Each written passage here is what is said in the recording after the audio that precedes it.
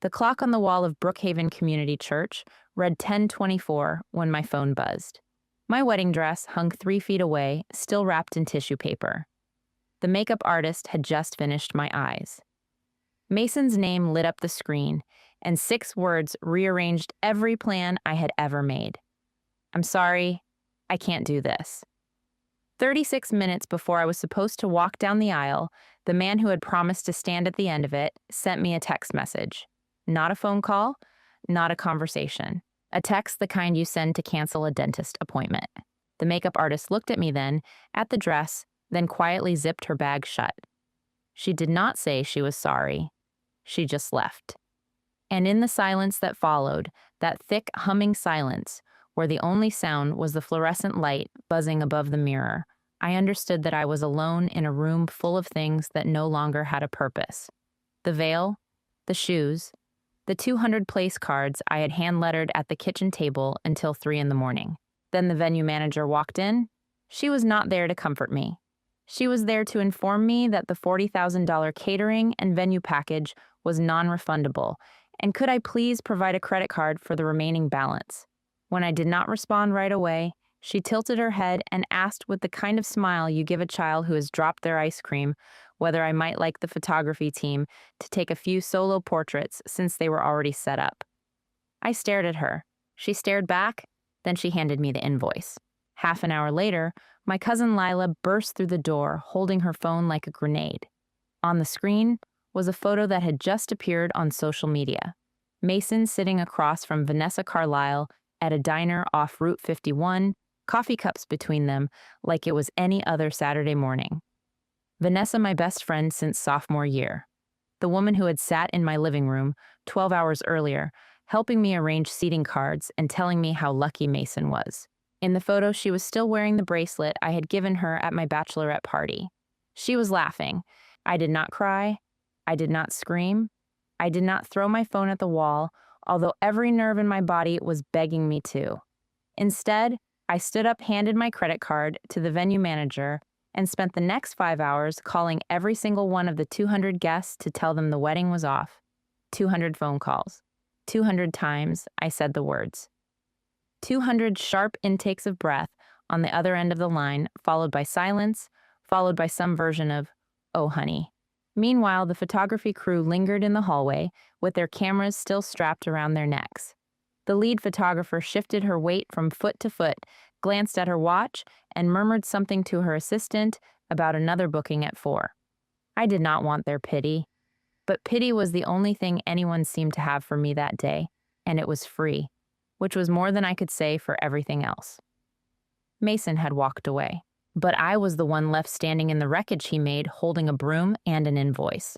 What Mason did not know, what none of them knew, was that 9 years later, I would be the one standing on a stage in front of those same people while his entire world crumbled at his feet. He would drop his wine glass. He would stumble backward into a chair. And for the first time in his life, the man who always had an answer would have nothing to say. But I am getting ahead of myself. To understand the night, you need to understand the woman who sat on the floor of that church dressing room, the woman I used to be. And to understand her, you need to go back further to the beginning of the lie I called love. Before we continue, if you believe that loyalty and sacrifice deserve to be honored and not exploited, please consider subscribing. It is free, and it helps stories like this reach the women who need to hear them most. I met Mason Reed when I was 37 years old. I had spent most of my 30s working as an administrative coordinator at a medical clinic in Brookhaven, filing insurance claims, and organizing patient records with the kind of precision that nobody ever noticed and everybody relied on. I owned a small house on Pinewood Lane with a mortgage. I managed a loan, drove a 10-year-old Honda Civic with 140,000 miles on it, and had exactly one failed relationship behind me. A 3-year thing with a man named Doug, who moved to Oregon without telling me he was leaving until the U-Haul was packed. By 37, I had made peace with the idea that maybe partnership was not in my cards. And then Mason walked in. It was a 4th of July barbecue hosted by a mutual friend. He was 38, tall, sharp jawline, the kind of man who made eye contact like he was letting you in on a secret.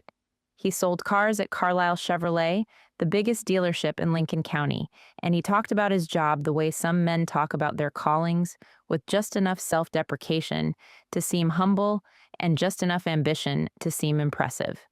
He bought me a drink without asking what I wanted and guessed correctly: bourbon and ginger. I thought that meant something. Now I know it just meant he was good at reading people, the way a locksmith is good at reading tumblers. Those first 2 years were the kind of thing I had stopped believing in. He brought me coffee every morning, 2 sugars, a splash of cream, and never once got it wrong. He sat through 3-hour dinners with my mother without checking his phone. He told me I was the most capable woman he had ever met, and I believed him because after 37 years of being invisible, being seen felt like oxygen. What I did not realize was that I was building the scaffolding of his life while quietly dismantling my own. When Mason needed new suits for a promotion he was chasing, I used $2,800 from my savings to buy him 3 Tom Ford jackets because I believed in his career more than he did. When his car broke down, I co-signed the loan for his replacement. When his rent went up, he moved into my house on Pinewood Lane, and somehow the mortgage stayed in my name, while the groceries, the utilities, and the laundry became my responsibilities alone. I knew the exact temperature he liked his steak medium, rare 130 degrees, rested for exactly 4 minutes. I knew the particular way he needed his collar pressed firm on the right side, gentle on the left, because he claimed the skin on his neck was uneven. 5 years of meals of pressed shirts, of remembering his dentist appointments, and renewing his car registration, and making sure the electric bill was paid 3 days before the late fee kicked in. I memorized the machinery of his life better than I knew my own, and during our 5th year together, when he proposed with a ring, I later learned he had financed on a credit card I would end up paying off. I said yes, so fast, the word was out of my mouth before my brain caught up. Now I know that the energy from all those carefully cooked dinners was fuel. He used to stay up until 2 in the morning, texting Vanessa Carlisle, the daughter of his boss, from the bathroom down the hall, while I slept 10 feet away. Then there was Vanessa herself. She had been my closest friend since Brookhaven High class of 1993. We had survived braces, bad haircuts, and a disastrous spring break trip to Gulf Shores in 1991, where we both got food poisoning from gas station sushi. When I started dating Mason, Vanessa was the first person I told. She squealed. She hugged me. She insisted on helping me plan every detail of the wedding. She sat with me for 6 straight weekends while I hand-stamped 200 invitations using a calligraphy technique I taught myself from YouTube tutorials at 11 at night. Each card took 4 minutes. By the 3rd weekend, my fingers were cramped and stained with ink, and I had blisters on my right thumb from the stamping tool. But I wanted every guest to feel personally welcomed.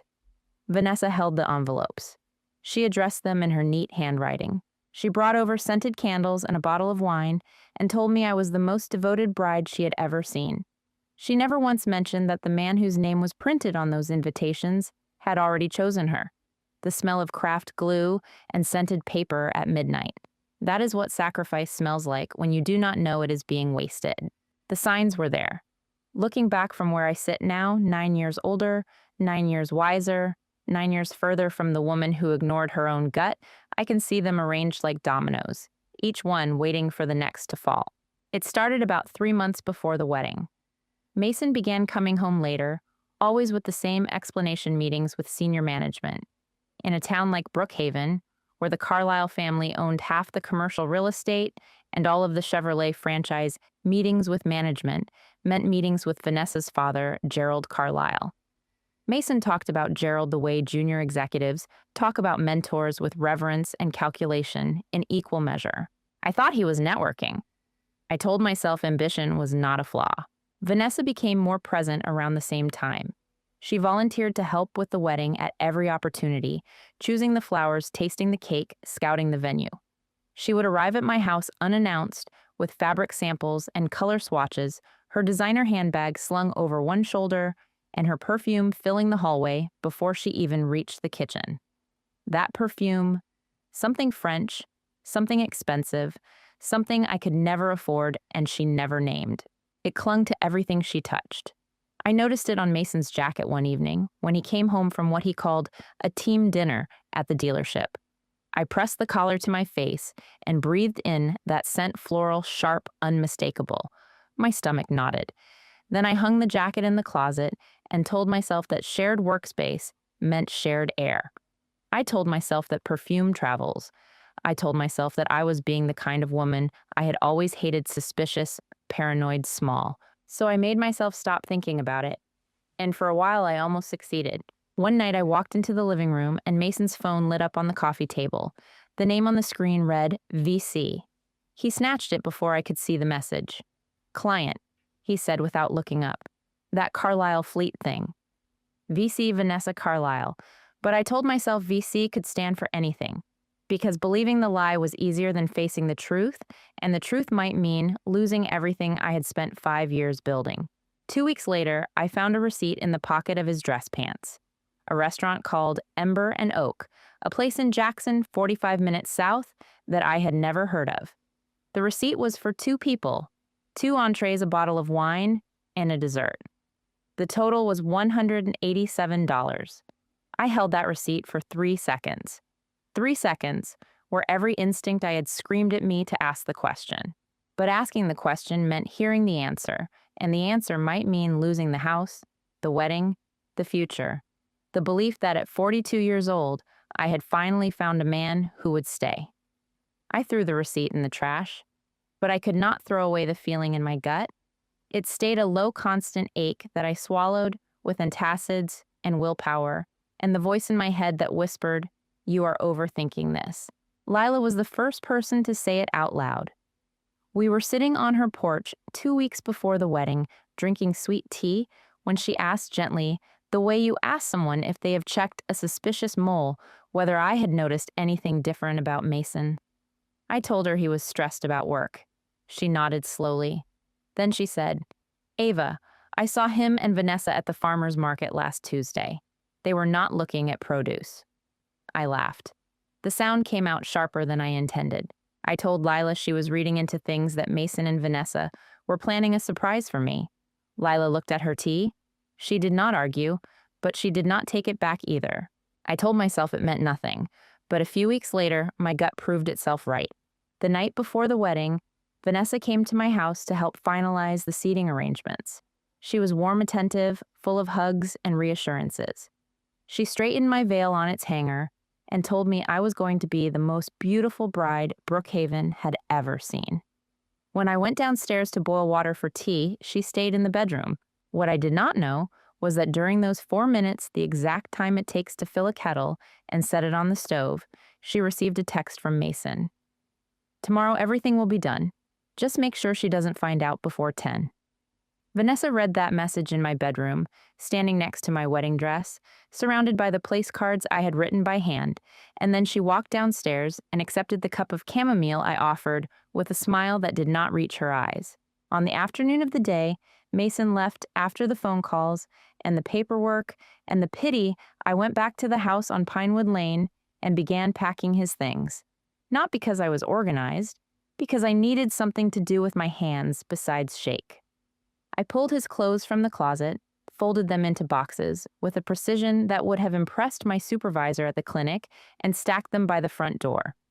I cleaned out his nightstand. I emptied the bathroom cabinet, and then I opened the bottom drawer of the desk, in the spare room, the drawer he always told me was full of old tax stuff that I did not need to worry about. Underneath a folder of expired warranties and oil change receipts, I found a credit card statement. Not his credit card. Mine. A card I had co-signed 2 years earlier when Mason said he needed a higher credit limit for business expenses.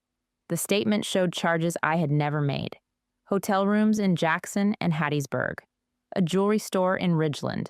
A weekend at a cabin rental in the Ozarks listed under romantic getaway package. The charges spanned 7 months. The total was over $11,000. My hands stopped shaking. They went completely still, the way the surface of water goes still right before it freezes. I kept reading. Below the credit card statement was a printout from our joint savings account, the one we had opened together to save for a house. The balance should have been just over $25,000. The printout showed $340. Mason had been making withdrawals, small, regular, and visible, for the past 2 months. He had emptied the account the way you empty a bathtub, so slowly you do not notice the water level dropping until you are sitting on porcelain. The math hit me all at once. $40,000 in non-refundable wedding debt, $25,000 stolen from our savings, $11,000 charged to a card in my name. He had not just broken my heart. He had looted my life and walked out whistling. I made it to the bathroom before my body gave out. My knees buckled on the tile, that cold white tile that smelled like bleach and lavender. I pressed my cheek against the floor and felt the chill seep into my skin like something permanent. The ceiling fan turned slowly above me, casting a shadow that moved across the wall like a clock with no numbers. Somewhere in the house, a faucet dripped. The refrigerator hummed its low, indifferent hum. I lay there for a long time. I do not know how long. Time does something strange when everything you believed about your life rearranges itself in the space of a single afternoon. I counted the drips from the faucet. I got to 47 before I stopped. At drip number 48, I realized I was still counting things, still organizing, still tracking data, even while lying on the floor of my own bathroom with $76,000 in debt and a heart that felt like it had been run through a paper shredder. And something about that, about my stubborn, ridiculous, compulsive need to count and catalog and sort, made me sit up. Then something shifted. Not in the room. In me. The tears stopped, not because the pain was gone, but because a different part of my brain woke up. The part that had spent 15 years organizing insurance claims and catching billing errors and tracking down discrepancies that doctors missed. That part looked at the statement spread across the bathroom floor and did not see heartbreak. It saw evidence. It saw a paper trail. And it saw a man who had been sloppy because he thought I was too stupid to look. The next morning, I put on my best work clothes. I applied lipstick red, the shade I only wore when I needed armor. I drove to the bank with every document I had found, and I closed the joint account. Then I called a real estate agent about selling the house. The woman who had cried on the bathroom floor was gone. The woman who walked out of the bank that morning was a creditor, and creditors always collect. I sold the house on Pinewood Lane in 47 days. After paying off the mortgage and the wedding debt, I had just enough left for first and last month's rent on a one-bedroom apartment on the east side of town and a $4,200 emergency fund that I kept in cash inside a fireproof lockbox under my bed. I ate rice and canned soup for 3 months. I clipped coupons for the first time in my life and learned that the Brookhaven Dollar General marks down bread every Thursday at 6 in the evening. I went to therapy every Tuesday afternoon, $85 a session, with a woman named Dr. Reeves, who had a calm voice and a box of tissues she never pushed toward me because she understood that I did not need permission to cry. I needed permission to be angry. She gave me that. It took 4 months. I picked up freelance work data entry, bookkeeping, payroll processing, anything that paid by the hour, and did not require me to explain why I no longer had a permanent address or a wedding ring. Some mornings I woke up, and the weight of everything I had lost pressed down on my chest so heavily I had to sit on the edge of the bed and count to 10 before I could stand. But I stood. Every single morning I stood. The turning point came on a Thursday afternoon in November, 5 months after Mason left. I was sitting in a coffee shop working on a spreadsheet for a dentist's office when Janet Pruitt called. Her daughter's wedding planner had quit 3 weeks before the ceremony, and Janet was desperate. She had heard through the Brookhaven grapevine that I was good with details. I took the job. I had 19 days of budget that had already been half spent, and a bride who cried every time someone mentioned centerpieces. I worked 16-hour days. I renegotiated vendor contracts, redesigned the seating layout, built a minute-by-minute timeline, so precise that the florist told me it was the most organized event she had worked in 20 years. The wedding went off without a single delay.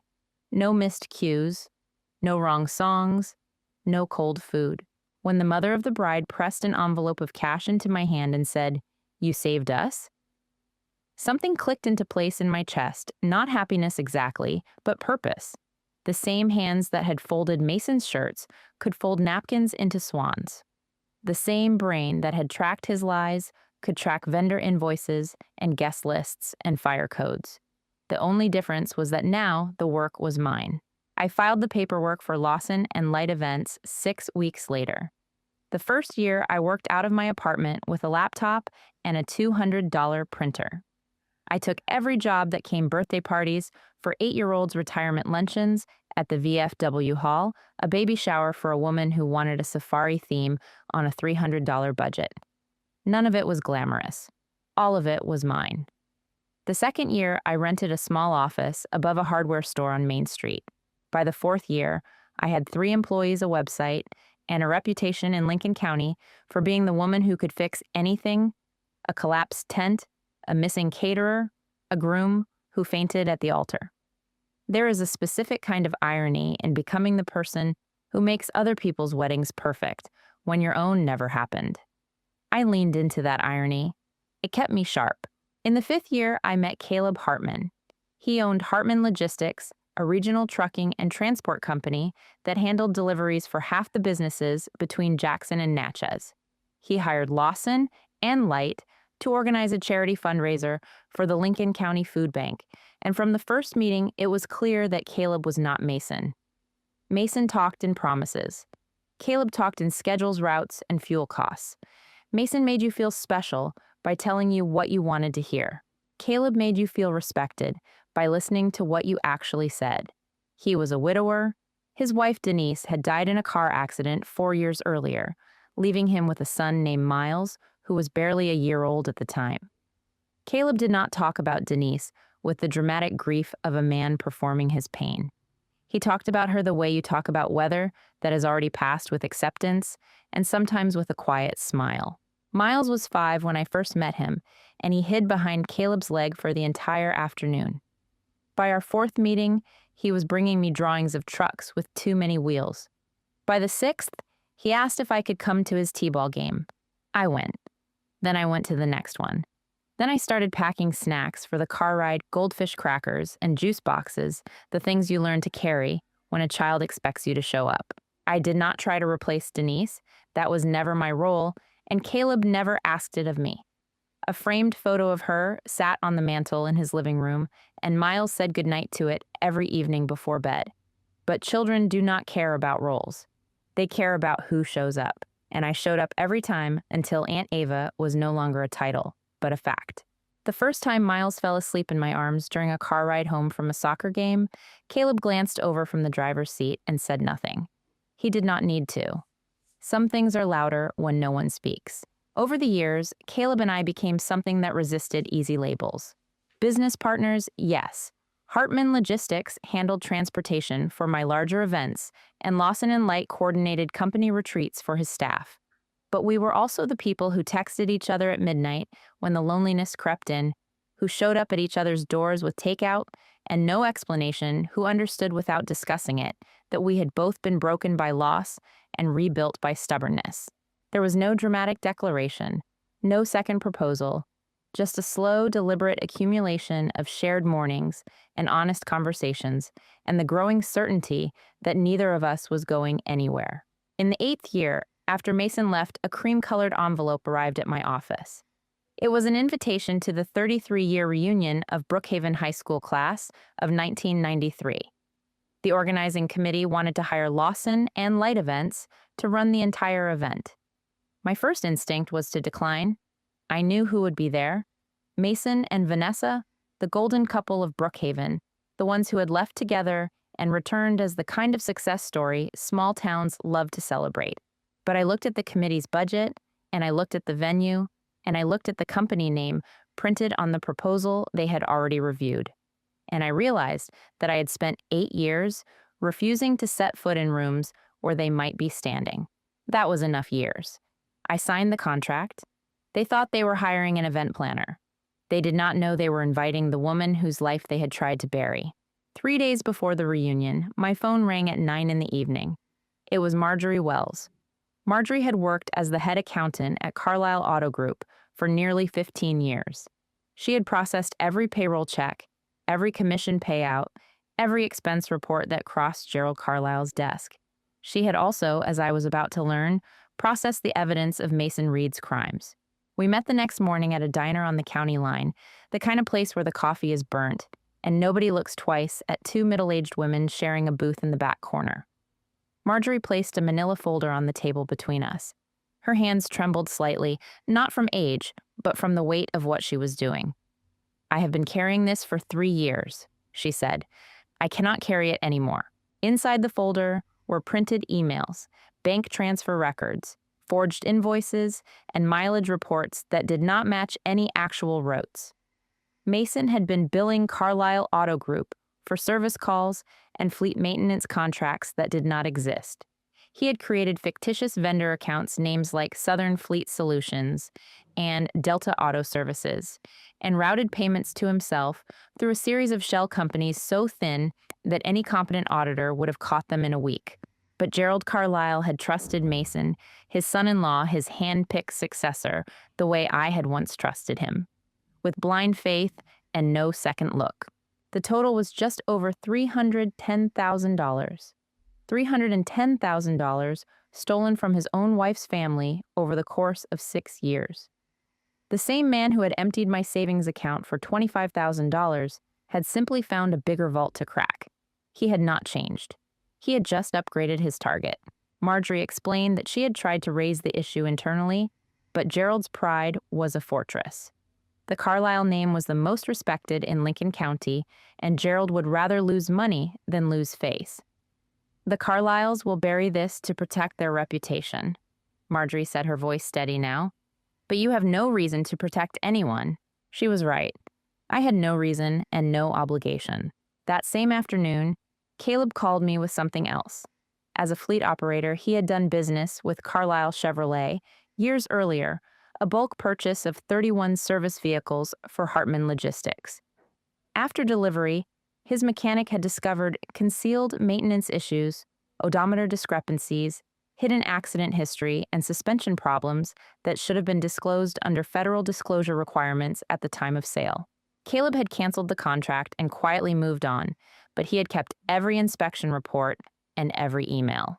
When I told him what Marjorie had shared, the pieces locked into place. Mason was not just a cheat and a thief. He was a pattern, a system of lies, wearing a suit and a salesman's grin. That evening, I sat at my kitchen table with 2 folders, a USB drive, and a red envelope. I organized the documents the way I organized event timelines, chronologically, categorically, with color-coded tabs and a summary sheet on top. 8 months of fabricated invoices, 23 fake vendor transactions, over $310,000 in diverted funds, 31 vehicles with falsified records, and 1 text message screenshot, courtesy of Marjorie, that Mason had sent to Vanessa on the morning of what should have been my wedding day. "Tomorrow, everything will be done."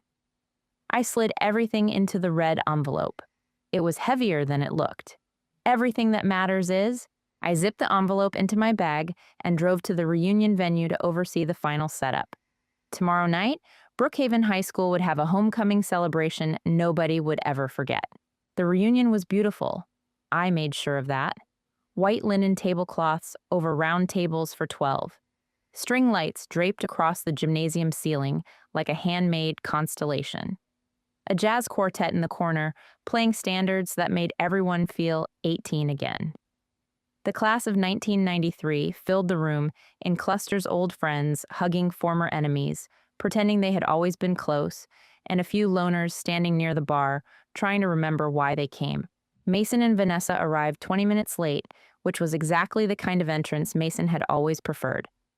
Vanessa wore a silk dress the color of champagne, her hair freshly blown out, her wrist heavy with a gold watch that caught the light every time she gestured, and she gestured constantly, pointing at the decor, laughing at jokes that were not particularly funny, performing the role of a woman who has everything. Mason was in a navy blazer, with brass buttons, his smile wide, and practiced working the room the way he worked a showroom floor. They moved through the crowd like royalty returning to their kingdom. Handshakes, compliments, stories about their vacation home in Destin, the European cruise they had taken in April, the renovation of their house on Old Canton Road. Everything about them screamed success. Everything about them was a lie. Mason spotted me near the caterer's station about an hour into the event. He crossed the room with the kind of deliberate stride that men use when they want to make sure people are watching. He stopped in front of me, looked me up and down, and then turned to a group of former classmates standing nearby.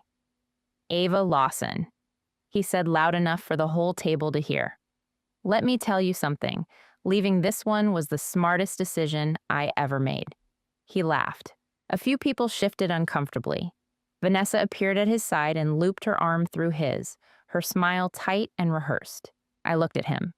Not with anger, not with hurt. Just with the patient focus of a woman who had spent 3 days preparing for this exact moment. "It is funny, Mason," I said, and my voice was steady, conversational, the kind of calm that makes people lean in. "After all these years, you still have to say that out loud to convince yourself it is true." His smile froze. The muscles around his mouth tightened the way they do when a salesman realizes the customer has read the fine print. Before he could recover, the MC's microphone crackled to life. "Ladies and gentlemen, before we continue with tonight's program, we have a very special announcement." The room quieted. This entire reunion, the venue, the catering, the entertainment, and the $91,000 we raised tonight for the Brookhaven High School Alumni Scholarship Fund was made possible by one of our own. Please join me in welcoming the founder and CEO of Lawson and Light Events, Miss Ava Lawson. The applause began at the back of the room and rolled forward like a wave. I walked to the stage on legs that felt absolutely solid, took the microphone, and kept my remarks to 90 seconds. I thanked the committee. I thanked the donors. I said that every dollar would go to students who deserved a chance, because chances should never depend on who you know or who you are willing to step on. I did not look at Mason. I did not need to. I could feel the shift in the room, the realization spreading from table to table that the woman Mason had just publicly mocked was the woman who had built everything they were standing in. When I stepped off the stage, Mason was still at his table. His face had lost 2 shades of color. Vanessa was gripping her wine glass so tightly, her knuckles were white. A few tables away, a woman I recognized from chemistry class leaned to her husband and whispered something behind her hand. The atmosphere in the room had shifted, the polite nostalgia replaced by something electric, something that happens when a crowd senses a story changing direction in real time. And then Caleb walked in. He had arrived late from a business meeting in Jackson, with Miles asleep against his shoulder. He handed the boy gently to a babysitter waiting by the entrance and whispered something in Miles's ear that made the boy stir and rub his eyes. Caleb straightened his tie and crossed the room to where Mason was standing. He was not dramatic about it. He did not rush. Caleb Hartman moved through the world the way freight moves on a schedule, steady, predictable, and impossible to stop once it is in motion. Caleb extended his hand. Mason, operating on reflex, shook it. "I know you," Caleb said. His voice did not rise, but it carried the way truth does when the room is already listening. "You are the man who tried to sell my company a fleet of 31 vehicles with falsified maintenance records. We canceled that contract after our mechanic discovered suspension defects and odometer discrepancies that were never disclosed. I have the inspection reports, the original sale documents, and the emails." He released Mason's hand the way you release a fish you do not want without ceremony. "I imagine your father-in-law would be very interested to see similar patterns in his own books." The room went silent. Not polite silence, not respectful silence. The kind of silence that follows a car accident, stunned, breathless, unable to look away. 2 tables over, a woman set down her fork. Near the bar, someone lowered their phone mid-text. Mason's jaw moved, but no words came out. His hand, the one Caleb had just released, trembled at his side. In all the years I had known him, through every lie and every performance, I had never seen Mason without a script. But here, under the string lights of a high school gymnasium, with 200 pairs of eyes locked on him, the script was gone. I walked to Vanessa. I did not hurry. I reached into my bag, pulled out the red envelope, and placed it on the table in front of her gently, the way you place a condolence card. "I spent 8 years thinking he left me because he loved you," I said. My voice was low enough to feel private, but clear enough that the nearest tables could hear every word. But Marjorie Wells, the woman who balanced your father's books for 15 years, helped me understand the truth. He did not choose you, Vanessa. He chose your father's dealership. He chose a corner office and a share of the equity. And while he sat in that office, he billed your family for over $310,000 in contracts that do not exist. I tapped the envelope once. Every invoice, every transfer, every fake vendor account. You can open it now or you can give it to your father. Either way, the truth is no longer mine to carry. Mason lunged forward, not at me, at the envelope. His hip caught the edge of the table. His wine glass toppled and shattered on the marble floor, the sound cutting through the silence like a gunshot. Red wine pooled around the broken crystal, seeping into the white tablecloth like a stain that would never wash out. Someone gasped. Someone pulled out a phone and began recording. Mason's mouth opened and closed twice, 3 times. His left hand gripped the back of the chair for balance. His right hand hung at his side, opening and closing around nothing. For the first time in 25 years of selling people what they wanted to hear, Mason Reed had nothing to sell. And the room could see it. Then a small voice cut through the silence. "Mama." Miles had woken up. He had slipped free of the babysitter and was running across the gymnasium floor in his pajamas, his sneakers slapping against the hardwood, his arms outstretched. He ran past the tables, past the staring faces, past Mason and Vanessa, and every person in that room, and he threw himself into my arms with the full-body trust that only a 9-year-old can give. I caught him. I always caught him. He pressed his face into my neck and said it again, quieter this time.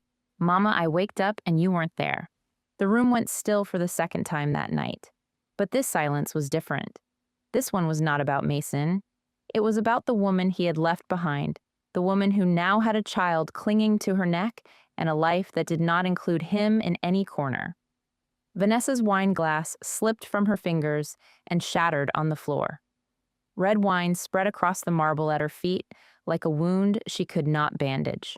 Mason looked at me, then at Caleb, then at Miles, and for the first time, his face showed something beyond shock. It showed understanding. The slow, terrible understanding that he had not just lost a deal or a reputation.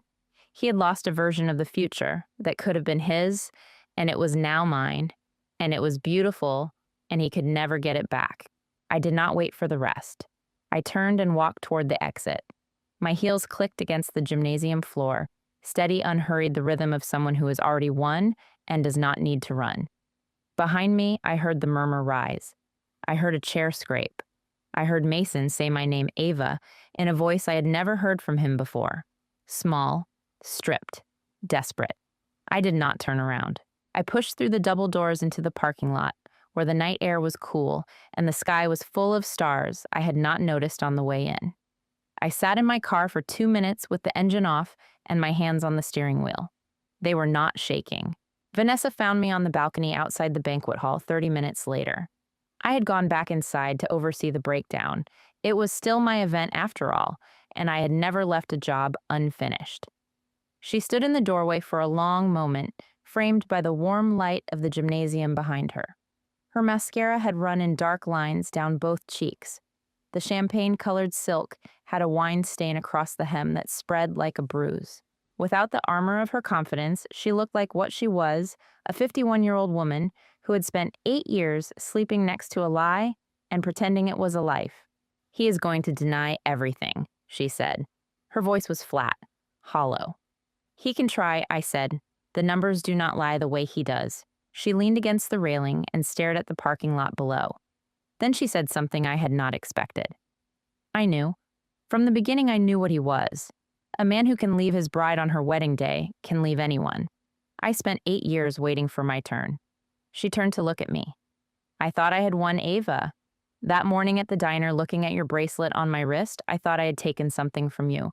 But every single morning since then, I have woken up beside living proof that he does not know how to be faithful to anyone except himself." I did not hug her. I did not tell her I forgave her. Forgiveness is not something you hand out like party favors, and I had spent too many years walking out of that church to walk back in just to comfort the woman who had helped lock the door. "I lost too many years trying to get past that day," I said. I will not go back there just to hate you one more time. She nodded.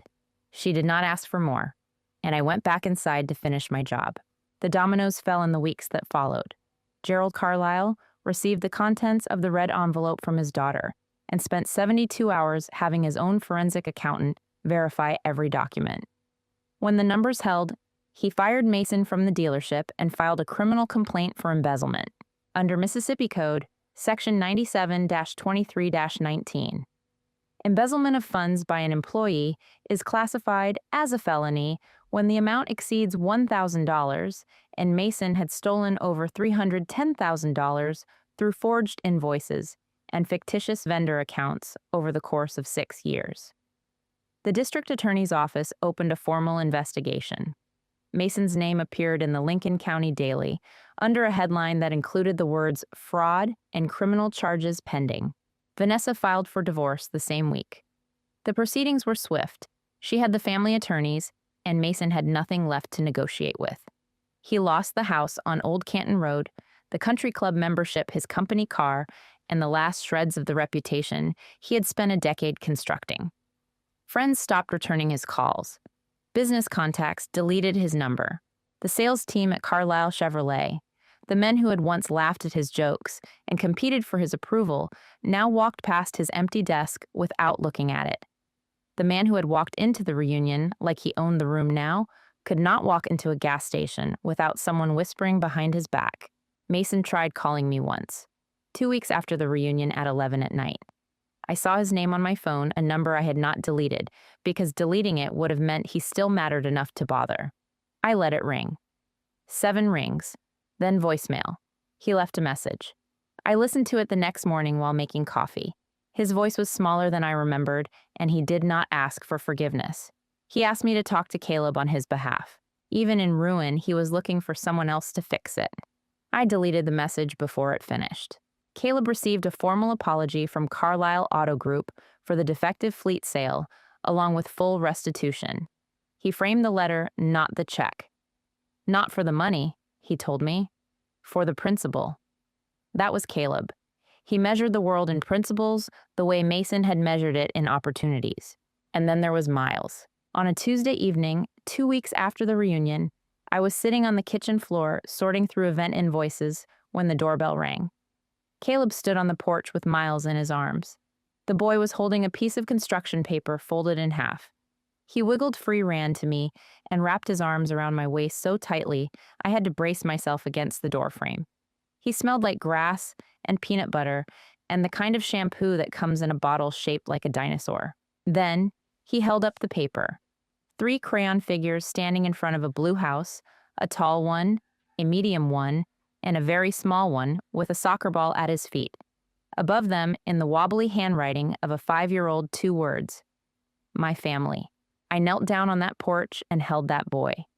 Not because I needed a child to feel complete, not because I was trying to fill a void, but because this small, warm, peanut butter-scented human choosing me was more real than anything Mason had ever promised, with his perfect words and his perfect smile. I had been proposed to with a ring bought on borrowed money, and here was a 9-year-old proposing something deeper with a crayon drawing and a hug that nearly knocked me off my feet. This time I did not say yes too fast. I said it slowly, with my face pressed against his hair, and I meant every letter. The shadow of the man in the church finally dissolved. Not because he had been punished, because there was simply no room left inside me to hold him. The morning light is different when it comes through windows you chose yourself. That is something I did not understand until I moved into the house on Catalpa Drive, a 3-bedroom craftsman with a deep porch, original hardwood floors, and a backyard big enough for Miles to practice his kicks. I painted the bedroom walls a deep ocean blue, not the safe, resale-friendly gray that Mason had always insisted on. For everything, gray walls, gray curtains, gray comforter, a life the color of compromise. Ocean blue, the color of the Gulf at dusk. I painted 3 coats, each one thicker than the last, and when I stepped back to look at the finished wall, I realized it was the first time in 9 years that a room in my house reflected something I actually wanted. I discovered things about myself that season. Small things mostly, but they had been buried so long they felt enormous. I liked black coffee, strong bitter, no sugar. For 5 years, I had been drinking it with 2 sugars and cream because that was how Mason made it, and I had mistaken his preference for my own. I liked jazz, not country, not classic rock, but the slow kind of jazz that wanders through a room like Smoke Miles Davis, Chet Baker, the songs that do not demand your attention but reward it. I liked walking alone after dark, feeling the sidewalk under my shoes and the quiet hum of a town settling into evening. I liked hot baths at midnight with a book I chose myself, not a book someone recommended to impress me. I liked cooking for one, not because I was lonely, but because cooking for one means you never have to apologize for putting too much garlic in the pasta. These were not dramatic discoveries. But when you have spent years living inside someone else's preferences, finding your own feels like learning a language you forgot you spoke. One Saturday morning, I drove to the nursery on Route 84 and bought a Meyer lemon tree in a clay pot. It was impractical. It would need to come inside every winter. Mason would have called it a waste of money. I carried it to the porch, set it in the corner where the morning sun hits first, and watered it with a feeling that I can only describe as defiance. That tree was mine. Its lemons would be mine, and nobody was going to tell me it was too much trouble. On Saturday afternoons, I sat in the bleachers at Lincoln County Youth Soccer and watched Miles chase a ball he could barely kick straight. Caleb sat beside me, a thermos of coffee between us, his shoulder brushing mine in the easy, unplanned way of two people who had stopped measuring the distance between them. One afternoon between halves, Caleb turned to me and asked quietly, like he had been holding the question for a while, whether I ever thought about getting married again. I watched Miles on the field, his jersey too big, his shoelaces untied, waving at us with both hands instead of watching the ball. "Maybe someday," I said. "But if I do, I want a small ceremony. Just the people who actually stayed. No 200 guests, no $40,000 invoice, just a few honest people and a really good cake." Caleb smiled. He did not push. He never pushed. He just handed me the thermos and said, "I know a baker." Some nights I still woke at 3 in the morning. The other side of the bed was empty, and for a few seconds the old loneliness would rise like cold water in my chest. Then I would hear the refrigerator hum, the branch of the catalpa tree tapping against the window, the sounds of my house, and the loneliness would settle back down, not gone, but manageable the way a scar is manageable. You know it is there, but it has stopped bleeding. I saw Mason one more time. It was a Sunday afternoon in early October, 9 years and 5 months after the wedding that never happened. I had stopped for gas at a station on the edge of town, the kind of place with a single row of pumps and a cashier who knows your name. I was leaning against my car, a pearl white SUV I had paid for in cash, every dollar earned, every mile mine, when I noticed a man at the opposite pump. He was thin. His hair was grayer than I remembered, cut short in the utilitarian way of men who no longer have anyone to impress. His jacket was worn at the elbows, the kind of jacket a car salesman would have once dismissed as a trade-in nobody wanted. He was driving a rusted sedan with a cracked taillight, and he was counting change on the palm of his hand. Quarters and dimes sorted with the careful focus of someone who knows exactly how much they have left and how little it will buy. He looked up. Our eyes met across 12 feet of concrete and 9 years of silence. Something moved across his face, surprise, then recognition, then a flicker of something that might have been shame. His mouth opened slightly as if he was about to speak, as if he had a pitch prepared for this moment too, but nothing came. I pulled the nozzle from my tank, replaced the cap, and got into my car. I did not smile. I did not scowl. I did not feel the heat of anger or the weight of sadness or the bitter sweetness of vindication. I felt nothing. Not numbness, nothing. The kind of nothing that comes after everything when the storm has finally passed and the water has drained and you realize the ground beneath your feet is dry and solid and entirely your own. I drove away. That evening, I mentioned it to Caleb over dinner, the way you mention a song you heard on the radio. Briefly, without emphasis. Already half forgotten by the time I cleared the plates. The autumn air came through the open window of the living room that night, carrying the scent of fallen leaves and the distant chime of a neighbor's wind chimes. I sat in the armchair I had picked out myself in the room I had painted myself in the house that bore my name on the deed and nobody else's. On the end table sat a framed photo of Miles mid-kick at his first soccer game, his face scrunched in determination, and next to it, the program from the reunion gala with Lawson and light events, printed across the bottom in the font I had chosen when the company was nothing but a name and a prayer. The silence in the room was complete. But it was not the silence of the church dressing room 9 years ago, that suffocating, fluorescent-lit silence that buzzed with humiliation and echoed with the sound of my own breathing. This silence was wide, warm. It did not press against me. It held me, the way a house holds the people who have earned the right to call it home. Outside, the catalpa tree had begun to shed its broad leaves, and through the thinning branches I could see the first stars of evening. Somewhere down the street, a dog barked once and went quiet. Somewhere inside the house, the coffee maker beeped the timer I had set for tomorrow morning. Black coffee. No sugar. Just the way I like it. I pulled the knit blanket over my lap and closed my eyes. The wind moved through the catalpa tree. The house settled with its small, familiar sounds. And in that quiet, that wide, generous, unhurried quiet, I heard the one thing I had been waiting 9 years to hear. Not an apology, not an explanation, not the sound of someone coming back. Just silence. My silence. The sound of a woman who had stopped waiting and started living. If this story touched something in you, a memory, a feeling, a decision you have been turning over in your mind, I would be honored if you shared it with someone who might need to hear it today. And if you would like to hear more stories of women who refuse to stay broken, please take a moment to like this video, leave a comment about what resonated with you, and subscribe to the channel. Every voice in the comments helps another woman feel a little less alone. Thank you for staying until the very end. That means more than you know.